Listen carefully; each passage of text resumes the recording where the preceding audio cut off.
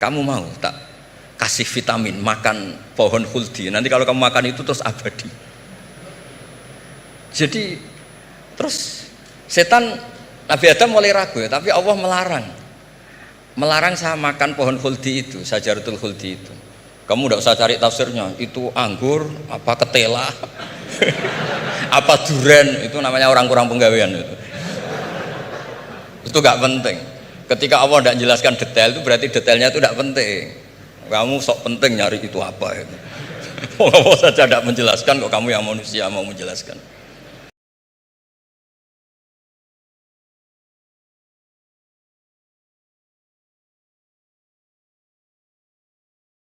Bismillahirrahmanirrahim. Meneruskan konstruksi ayat ya. Misalnya begini, Anda jangan langsung menyalahkan Nabi Adam. Saya ini sering kampanye untuk membela Nabi Adam.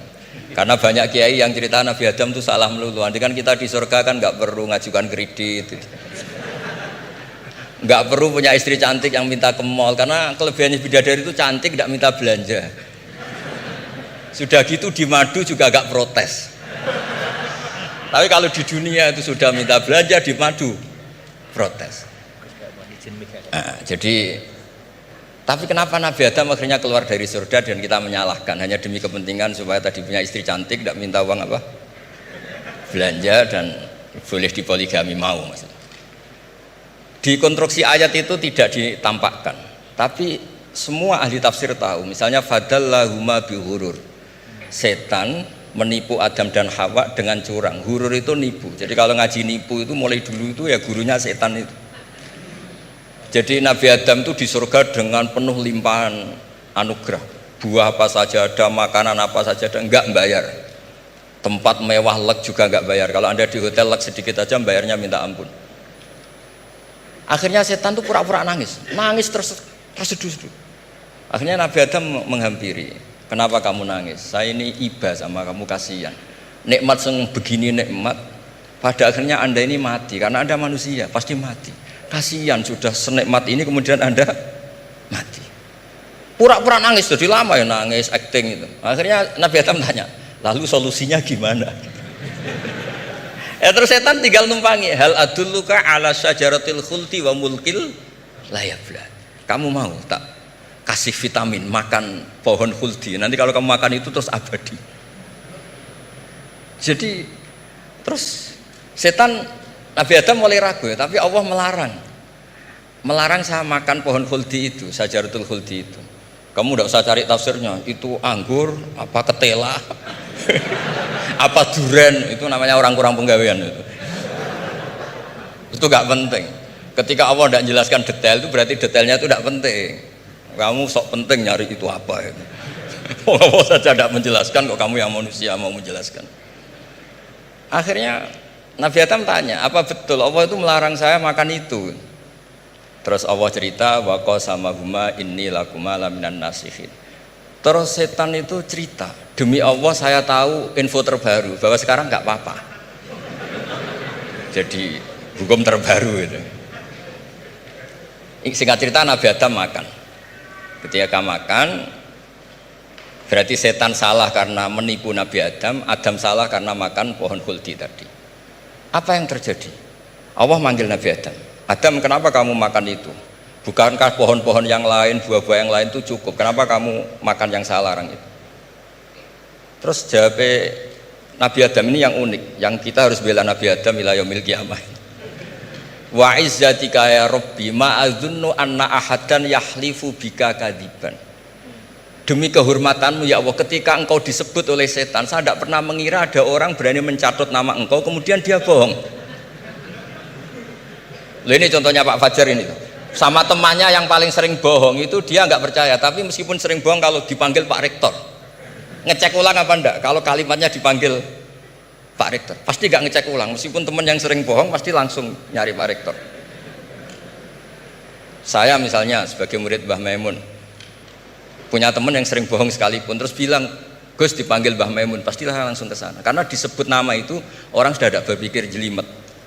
Ketika engkau disebut ya Allah, saya tidak pernah ngira ada orang mencatat nama engkau kemudian dia bohong, sehingga Allah itu haru sama Nabi Adam. Makanya Nabi Adam itu diusir. Ini meneruskan ayat yang dibaca Mas Majid tadi, diusir tapi disangoni. Dam, secara prosedur hukum kamu harus saya usir karena kamu melanggar. Tapi tak sangoni, lucu kan? Tak sangoni.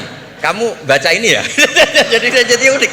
Makanya ayatnya fatalaqqa Adamu mir Rabbi. Bukan kreasinya Nabi Adam. Kalimat itu bukan kreasi Nabi Adam, tapi hadiah sama Allah. Ini kamu secara pelaturan tak usir, tapi tak sangoni, ini dibaca nanti.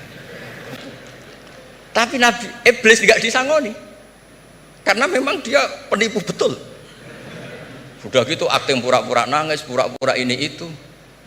Jadi benar-benar penipu ulung.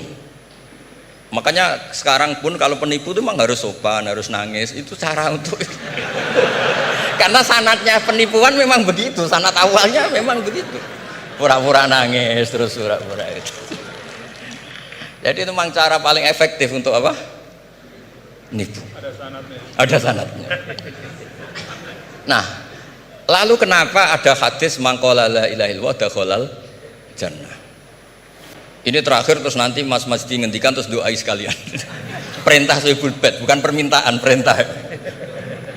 Perintah itu bukan berarti tidak sopan. Memang bahasa Indonesia itu gitu. Permohonan itu mesti diabaikan. Kalau perintah itu agak tegas. Bukan masalah. Jadi begini. Saya ulang lagi konstruksi ya, konstruksi ayat fadallahuma bihurur. Kenapa mangqala la ilaha dakhalal jannah? Itu unik. Kalau kita baca hadis, ada orang itu pendosa, salahnya sudah minta ampun. Sama Allah dipanggil. Ini hadis musnad, riwayat Musnad Ahmad dan banyak riwayat yang lain. Dipanggil, "Fulan, kamu ke sini. Kamu lihat itu apa?" "Bok, Gusti." "Berapa?" 99. Per bok itu maddul basor. Sepanjang mata melihat itu isinya dokumen kesalahan dia. Jadi nggak kayak yang di pengadilan itu hanya beberapa tumpuk. Itu sepanjang dia lihat itu kesalahannya dia. Sepanjang dia melihat. Sudah gitu jumlahnya 99. Ya dia putus asa, dia akan masuk surga. Kemudian sama Allah, sudah kamu tenang saja. Diambilkan bok kecil, kecil sekali, paling sak bok jam tangannya. Dah, innaka lan tuzlamal yaum, kamu tidak akan terdolimi. Kenapa Gusti? Ini kamu punya kebaikan ini kecil sekali. Ya apa efeknya Gusti? Kan nggak ngefek kesalahan seperti itu. Kemudian bandingannya hanya kebaikan sekecil itu. Udah kamu tenang aja. Setelah ditimbang box 99 yang jumlahnya maddul basor kira-kira 3 kilo sama satu wadah jam kecil, ternyata setelah ditimbang itu menang yang 1 jam kecil karena isinya la ilaha illallah. Malaikat itu gak berani. Kamu berani, ada namaku kemudian kamu abaikan. Saya dipanggil 1000 mahasiswa UII sama satu Pak Rektor, Pak Fajar. Kemana arahnya? Ke satu rektor apa ke 1000 mahasiswa yang manggil? Pak Rektor, kan ini urusan nasib. Nah ini cerita. Malaikat yang nimbang Pak Warsono itu diprovokasi sama malaikat yang lain. Kamu berani nggak mempertimbangkan kata Allah di situ? Wah ya tidak berani. Nah, itu disebut fala yaskulu ma'asmillahi ta'ala sayun. Dibandingkan asma Allah itu tidak ada yang bisa ngungguli. Nah, di sini terus para torekot, para apa konwiridan Allah. Tapi karena kita ini sekarang sudah tidak ngaji malah tanya, gunanya apa sih muni Allah? Lu nyebut pangerane ora gunane. Oh ini sedang nyebut Tuhannya kok kamu tanya gunanya apa? Kamu tak kasih uang aja tidak pernah tanya gunanya uang ini apa? Pas dijak wiridan tanya, gunanya apa sih? Oh dasar orang aneh. jadi logis. Lah Nabi Adam juga sama, ketika disebut asma Allah itu nggak mikir yang lain, apa setan itu penipu apa enggak, sudah grogi yang manggil Allah langsung. Nah makanya saya mohon, kenapa kita memahami mangkana akhiru kalamihi Allah la ilaha illallah dakhalal jannah, karena dengan itu malaikat nggak berani macam-macam. Jadi nanti kalau Anda ketemu malaikat tukang hisab, ayo silahkan abaikan nama Allah. Kalau kamu berani berarti tidak malaikatnya Allah. Masa namanya Allah gak dipertimbangkan?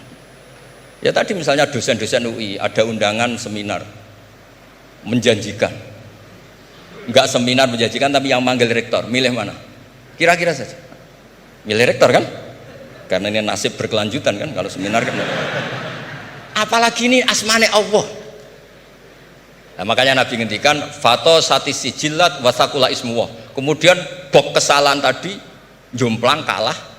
Kemudian yang menang hanya asmanya Allah Subhanahu wa ta'ala. Makanya terus disebut sudah Nabi ketika tanya amal apa paling baik ya Rasulullah, gini, dzikrullah fisirri wal alan, gini-gini.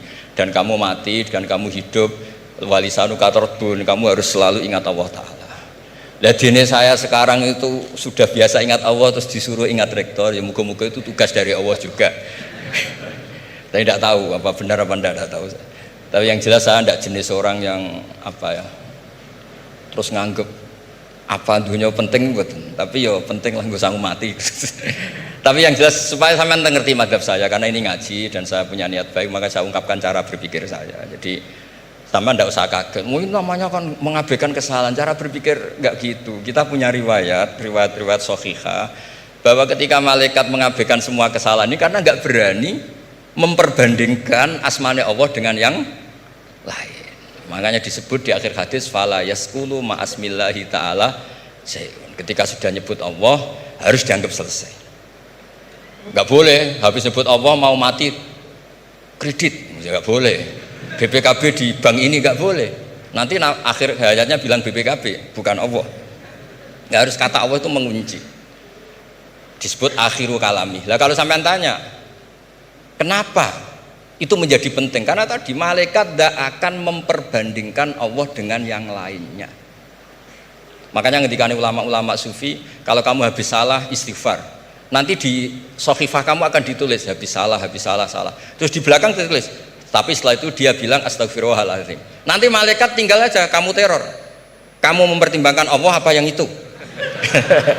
Ini tak ajarin, kalau tepak ya kamu didengar, kalau tidak malah digebuki, tidak tahu saya.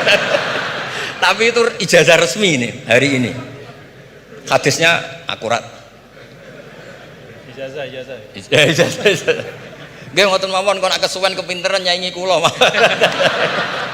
Assalamualaikum warahmatullahi wabarakatuh.